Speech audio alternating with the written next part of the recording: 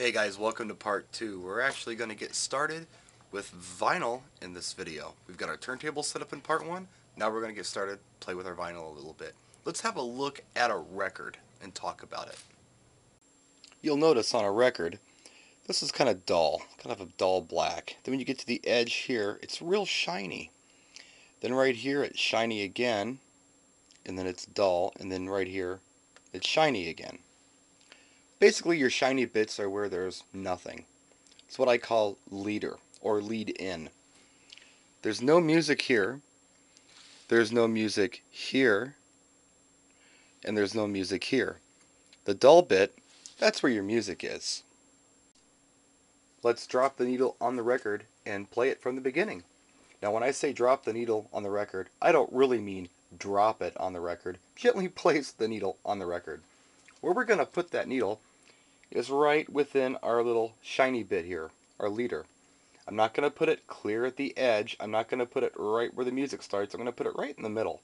You got about, I don't know, maybe 1/4 of an inch to work with there. Now this is a little dog bone, in case you have a little dog. Actually, it's one of my daughter's toys. I'm going to place this little dog bone here so we can see how many times this record has to go around before our music actually starts. So here, let's drop the needle. 1, 2, 3, like 3.5 turns. That's how leader works. Now what I'd like all you beginners out there to do is get very comfortable with your vinyl. And this is how I recommend that you do it. I'm actually teaching my daughter this way and it's working out pretty well. Start up your record and drop your needle anywhere on the record you like.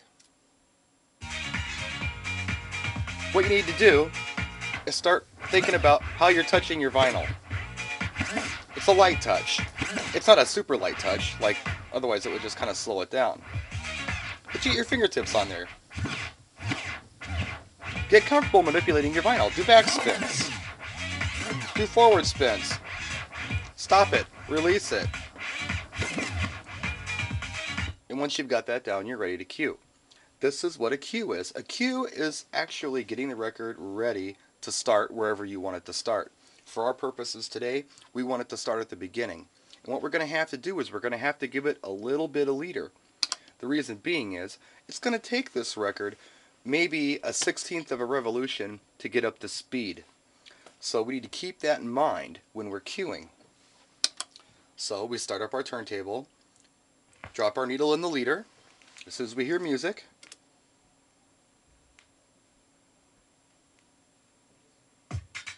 bring it back.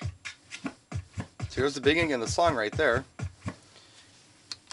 Bring it back a little bit on the leader. Not a lot, just a little bit. Now your turntable, you may need to bring it back even further.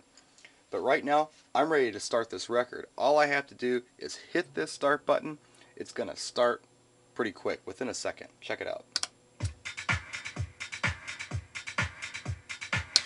And that's how you cue. Let's have a quick look at this pitch control here. We talked about it. A lot of you may have used a pitch control on CD players. Maybe you've never used one at all. It basically slows your record down a little bit or speeds it up a little bit, depending on where you put your pitch control. Here, I'll drop the needle on the record somewhere. Here, I'm going to bring the pitch up a little bit. Hear it speed up. Bring it up a lot. Speeds up a lot. Right here in the center, it's dead on, just like we talked about in the first video.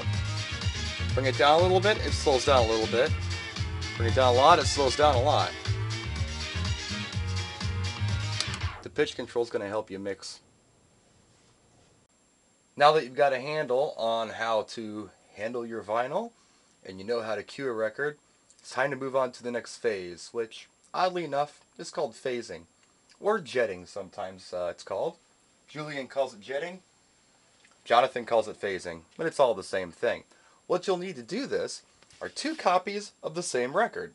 Now if you're working with Serato or Final Scratch or something like that, just load the same tune into each deck. Now, what you want to do is cue up a song. Same song on 2 different turntables. I'm going to do track 3 on side B on this particular song.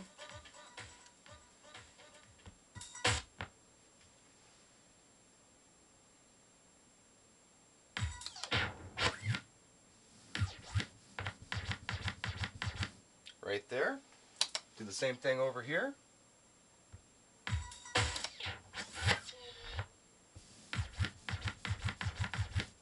Okay. Now, presuming I have them cued at the same place on both turntables, if I hit the start button simultaneously, I should hear the song with no problem, without any goofy hiccups. Let's see if it actually worked. It's a little off. This is where the pitch control comes in. We're going to slow this record down and see if it helps. And if it doesn't, we're going to speed this record up.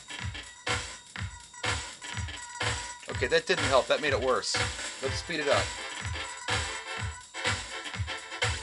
Then bring it right back to the center point. How do you hear the funny sound? The flanging sound? That's phasing. That's what we're doing with this particular drill. Now you can play with your pitch a little bit. Just move it very slightly, not a lot, very slightly, to change the phase a little bit if you want to.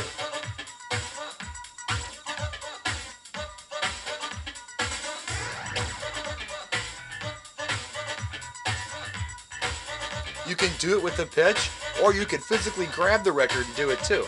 You can do it in a couple different places. You can do it right here in the center. Just grab it.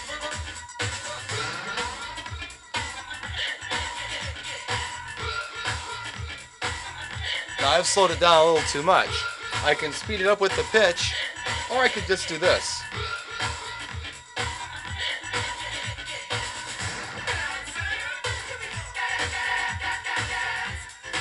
Let's say I was going too fast. I can slow it down with the pitch, or like Julian does a lot, he'll just grab the side of the platter like this with his finger.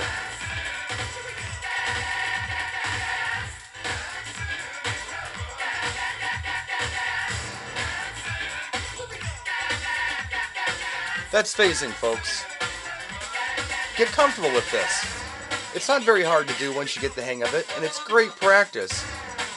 And it'll help you get ready to start mixing with two songs.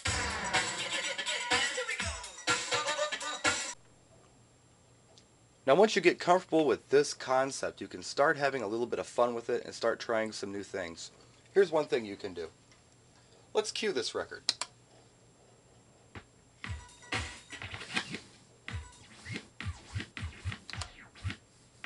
Right there. Okay, that's cued. Now let's just throw this record on anywhere and try to bring this record in with that one. We might have to play catch up or something. Here.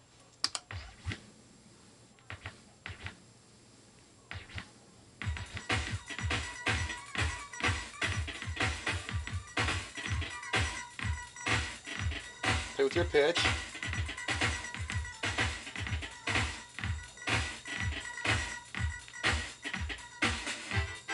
Takes practice. I'm no mix master, so it never happens for me perfect. But with practice, you get better and better at it. You can try a new trick if you want to. You can try to pause this record for a beat or two and do a stutter, just like we did in the CD mixing videos. I'll bring my crossfader all the way over to B. Keep my beat. And with my finger, I'm going to start. I'm going to stop this record and then release it again. Just one beat though. Watch. Now watch what I can do with the crossfader.